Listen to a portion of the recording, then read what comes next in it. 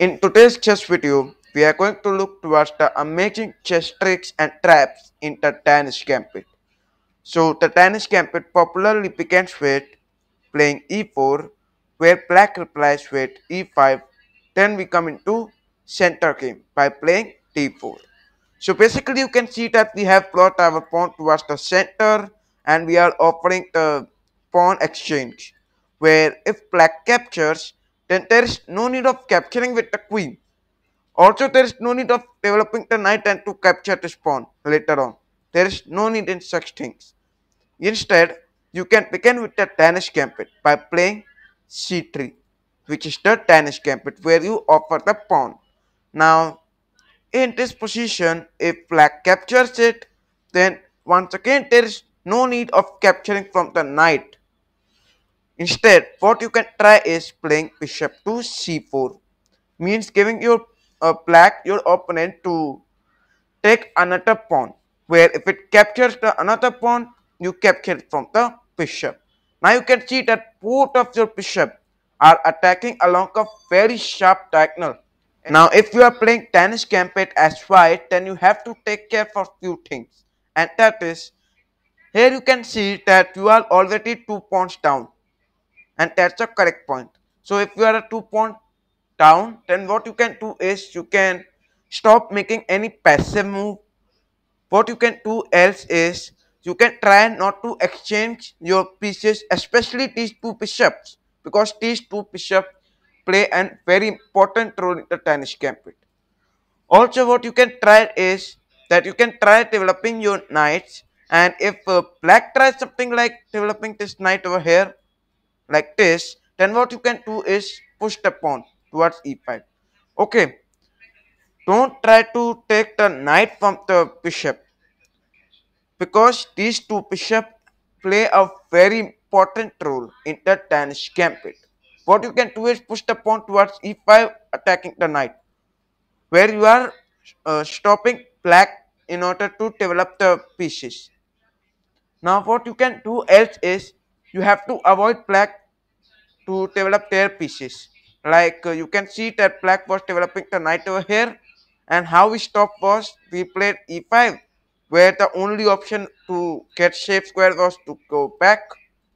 So by this way we are making black not to develop their pieces, and that's best what you can do for now.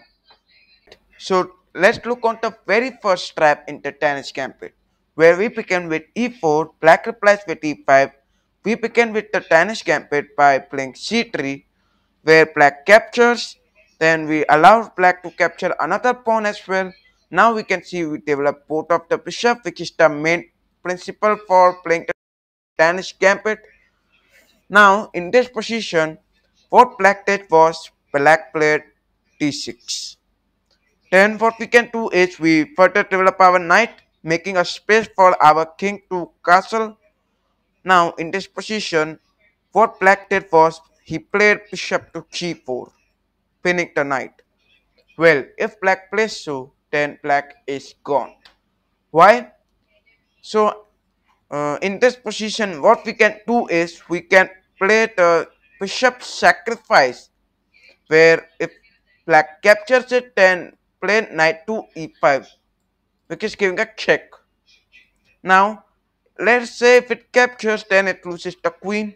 So in most of the cases, of course, black is not going to capture it, but it is giving a check. So king goes back to e8, and this time we capture the bishop. Now what you can see is black has lost the ability to castle. Well, now let's look back to the position. In this position, what we all thought was that black will be playing d6. Well, in this position, he played knight to c6. The idea is simple: develop your knight, make ability for your king to castle, first of all. Because you can see that black can have some ideas like giving check, which may make you in trouble. So, focusing on king safety is also important. Anyways, here knight to f6 is a move. Now comes e5 as we discussed, attacking the knight. So comes knight to e4. Now in this position, what you can try is that once again you can sacrifice the bishop, where black takes it, and then queen to d5 giving a check. And now you know what you can do. King goes back and you capture the knight. Once again you can see that black lost the ability to castle, and you can see that black's king is fully exposed. So here we look for another variation, and this time black becomes aggressive and plays something like queen to g5, attacking the g2 pawn. And if we will not protect the g2 pawn, then what will happen is that it will be attacking the rook. So protecting the g2 pawn is important. But in this position, we must not protect the g2 pawn. Instead, we play knight to f3, attacking the queen. And this means that we are allowing black to capture the pawn. Now black captures the pawn, then comes rook to g1, attacking the queen. The only option possible is queen to x3. Now in this position, what we can see is that we can once again sacrifice the bishop, where if king takes it, then knight to g5 giving a check, and at last you will win the queen.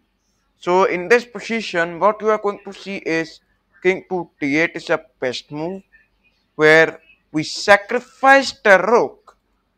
Now if black takes it, then capture it, and later on we can capture this rook also.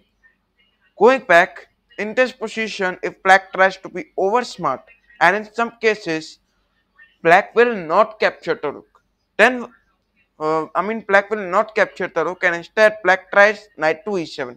Now what you can do? So in this position, play rook to g3, attacking the queen. Queen will go to x6.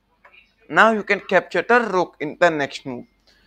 Alright, so another popular response from black is playing bishop to b4, giving a check.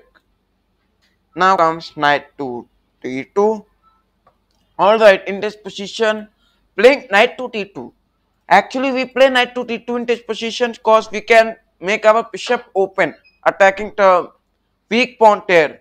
And if you attack that weak pawn, then you can win the rook in the next move as well. So playing knight to d2 is the best that you can do. Black plays knight to f6.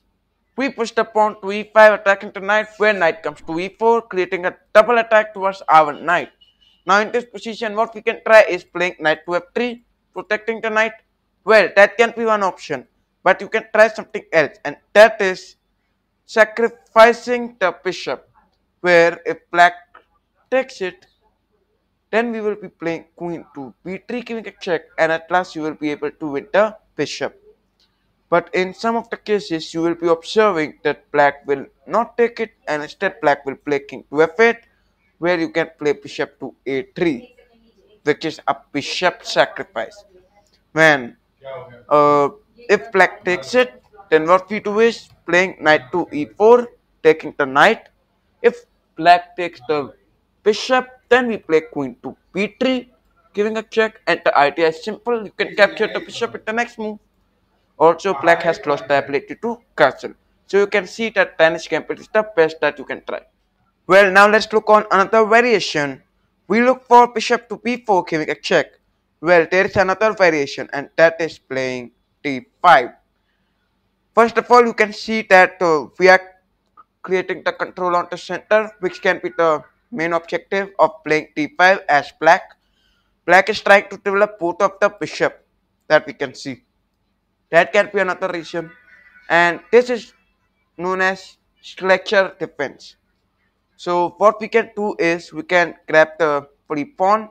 Of course, that is a free pawn. Now, if black is not careful and tries something like c6, attacking the bishop, then black is gone. You can sacrifice the bishop once again, where if black takes it, then black loses the queen. So, of course, black is not going to take it, and instead black plays king to e7. What you can try is playing bishop to a3, giving a check. Now king only has two options, whether to come to f6 or to take the bishop. If black takes it to bishop or black comes to a6, we can grab the free queen. Alright, now we all look for the traps in the Danish gambit by playing as white pieces. Now, you all might be thinking that white will have a very nice advantage by playing Danish gambit. So how will I confront it? So you can learn this how to confront your opponent's tactic by playing the Danish gambit. What you can do in this position is you can begin with a scratcher defense by playing d5 that we discussed, but you have to play it correctly. We give a free pawn, so white captures it. Now don't play c6 in this position. Play knight to f6 and develop your pieces. First of all, if you think that white can still sacrifice the bishop, then that's wrong. Since we captured the bishop, white captures our queen, then bishop to b4, giving a check. Now there is no way of protecting the queen also, and ultimately you will reach the equal position. So you will observe that white will have no advantage in taking the advantage of structure defense. But you have to play the structure defense in a correct way. That's all what you can do.